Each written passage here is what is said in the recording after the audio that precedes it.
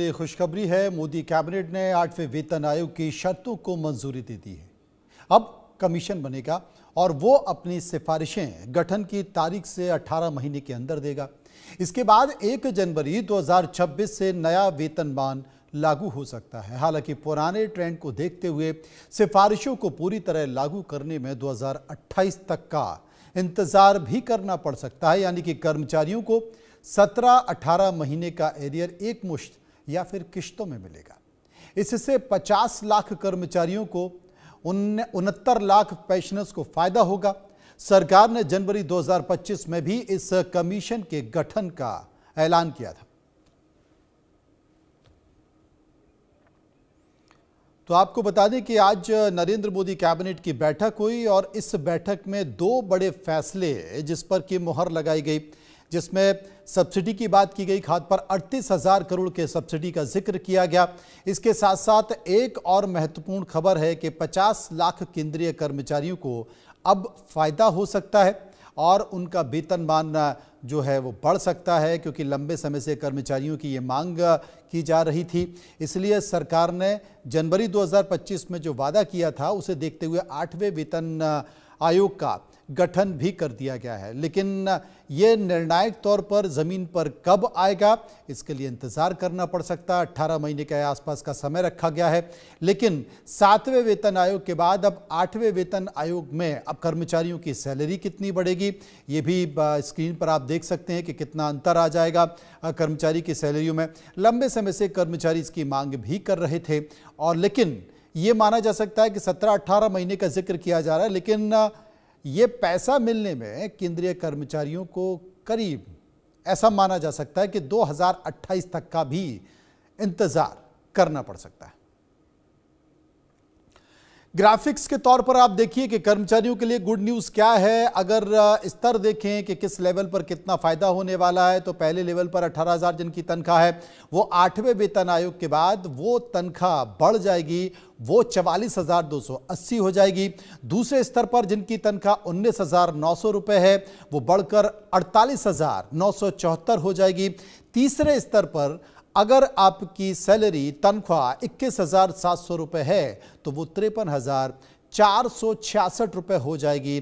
चौथे स्तर पर अगर आपकी तनख्वाह जो 7वें वेतन आयोग की जो सैलरी सिफारिशें 25,500 रुपये है तो वो 8वें वेतन आयोग के तहत 62,850 रुपये हो जाएगी। और 5वें स्तर पर 7वें वेतन आयोग में जो बेसिक सैलरी है वो 29,200 है, तो 8वें वेतन आयोग की जो बेसिक सैलरी है वो 71,923 रुपये हो जाएगी। और इसका इंतज़ार लंबे समय से केंद्रीय कर्मचारियों को था। संभव हमारे साथ मौजूद हैं। संभव, अगर देखा जाए तो जो 8वें वेतन आयोग की जो सिफारिशें की गई हैं, गठन के बाद की गई है, उम्मीद ये की जा रही है कि करीब करीब 18 महीने का समय रखा गया है, लेकिन इसमें वक्त भी लग सकता है। ये कहा जा रहा है कि 2028 तक ये ज़मीन पे उतर सकता है और जो तमाम केंद्रीय कर्मचारी हैं उनके अकाउंट में पैसा आ सकता है। जी बिल्कुल, देखिए आपने हमारे दर्शकों को डिटेल से पूरी बात बता दी और ग्राफिक्स के ज़रिए भी समझाया कि सैलरीज का इंक्रीमेंट या जो डिफरेंस होगा, अंतर होगा, वो कितना होगा।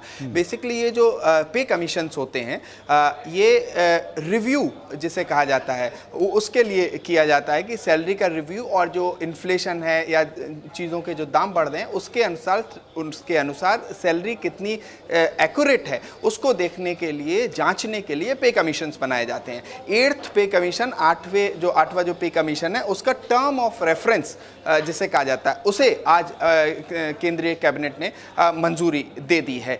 3 मेंबर्स की ये बॉडी है पे कमीशन, 8वां पे कमीशन जो है, और ये लगभग 18 महीनों में, जैसा आप हमारे दर्शकों को बता रहे हैं, कि वो अपनी रिपोर्ट देगा। इसमें सुप्रीम कोर्ट की पूर्व जज जस्टिस रंजना देसाई और पुलक घोष जो IIM बेंगलोर के प्रोफेसर हैं वो हैं, और उसके बाद पंकज जैन एक तरह से इंडस्ट्री का एक डिफरेंस देखने के लिए उनको रखा गया है। तो ये 3 मेंबर टेम्परेरी बॉडी है, परमानेंट बॉडी नहीं है, टेम्परेरी बॉडी है। अपने रिकमेंडेशंस देगी, अपने सुझाव सरकार को देगी। उसके टर्म ऑफ रेफरेंस को आज मंजूरी मिल गई। अब ये जो टर्म ऑफ रेफरेंस है इसे अलग अलग राज्य सरकारों को बताया जाता है। इसके बाद ये आयोग अपना काम करेगा और उसके बाद ये अपनी सिफारिशें सरकार को देगा कि महंगाई इतनी बढ़ गई है तो इस अनुसार सैलरी बढ़ जानी चाहिए, या जीवन जीने का जो स्तर है उसमें ये फर्क आया है। क्योंकि जो इन्फ्लेशन है जिससे हम कहते हैं कि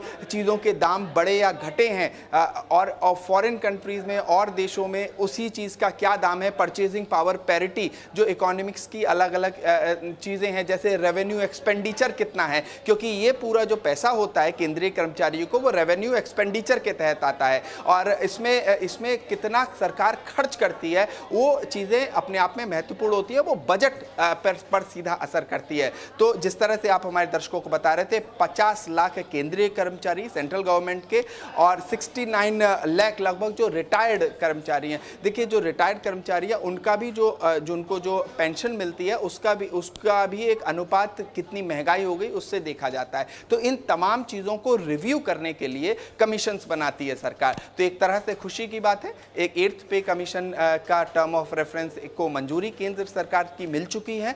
इसके बाद ये अपनी सिफारिशें देगी और सिफारिशों के बाद सरकार लगभग 18-19 महीने, जैसा आप हमारे दर्शकों को बता रहे हैं, वो इसको लागू करेंगे। अब संभव तमाम राजनीतिक पार्टियों के नेताओं के मैं बयान सुन रहा था, जो विपक्षी पार्टियां हैं, महागठबंधन के सहयोगी हैं, वो इसे चुनाव से जोड़कर देख रहे हैं। वो ये कह रहे हैं कि साहब चुनाव चल रहा है इसलिए रेवड़ियों का संकेत देने की कोशिश की जा रही है।